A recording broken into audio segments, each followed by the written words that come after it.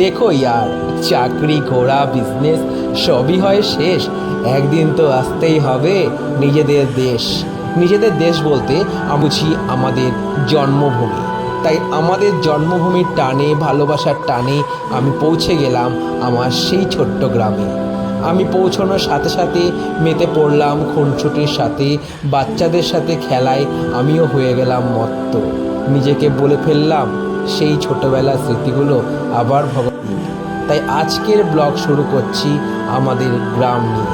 তো চলুন ঘুরে আসি আমাদের সেই ছোট্ট গ্রামে। আজকে আমরা জার্নি স্টার্ট করলাম আমাদের বাড়ি থেকে। তো কেমন লাগছে? ভালো লাগছে। তো এই সুন্দর একটা আইসবাগ, সুন্দর একটা গ্রাম, আর এরকম এটাই আমাদের জন্মভূমি না কাকাই?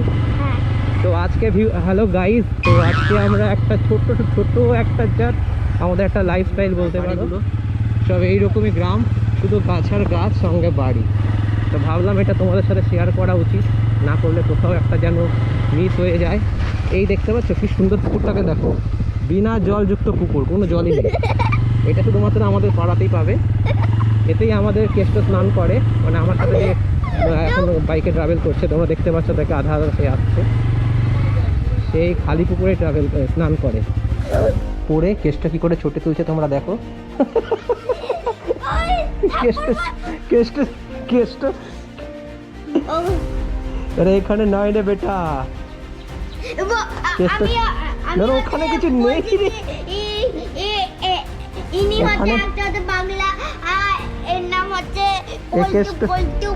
আরেকটা পাগলকে পিক আপ করতে হবে।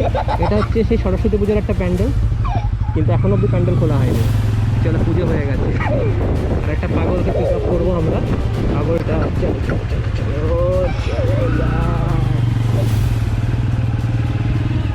পাগল চলে আসছে, তো পাগলকে দেখা যাচ্ছে আমাদের সেই পাগল।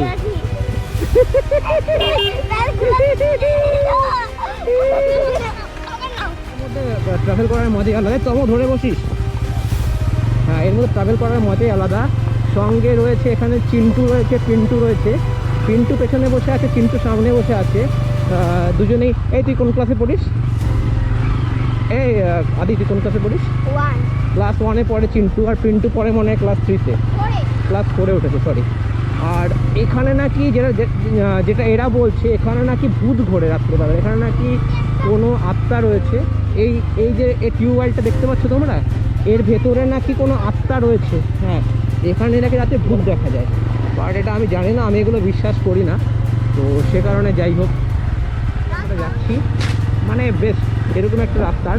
এজন্যই বলে না যে গ্রামের বাড়ির মজাই আলাদা। এরকমই একটা পরিস্থিতি। দেখো, এগুলো হচ্ছে বাঁধাকপি গাছ, দেখতে পাচ্ছ বাঁধাকপি গাছ, এখনো হয়নি, ছোট ছোট গাছ।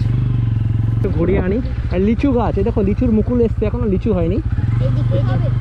লিচু হবে, লিচু হবে। দেখেছো? বাপরে বাপ, পুরো অফরোডিং, বহরম মুর্শিদাবাদ এরকম অফরোডিং পেয়ে যাবে। আর কি চা, বাপরে খারাপ রাস্তার নিতে বলছে রে। এই দেখো, তোমাদের একটা জিনিস দেখাই, এই যেটা দেখতে পাচ্ছ, এটা হচ্ছে অ্যাকচুয়ালি জলসেচের জন্য ব্যবহৃত হয়। এটা হচ্ছে টিউবওয়েল বলে এটাকে। এখান থেকে পাম্পিং করে যে যতগুলো জমি দেখতে পাচ্ছ, সব কটা জমিতে জলগুলো এখান থেকে সাপ্লাই করা হয়, ঠিক আছে? এটা হচ্ছে সেটার একটা ধরন। আর সঙ্গে আমাদের কেষ্টচরণ রয়েছে। এই দেখো কি সুন্দর, এগুলো হচ্ছে গম, ধান গাছ, মোটা ধান বা গম গাছ, ঠিক আছে? চাল ফাল যেগুলো দিয়ে বানায়। আর এই দেখো এগুলো হচ্ছে, এগুলো অলরেডি কেটে দেওয়া হয়েছে, কিছুদিন আগে কাটলো।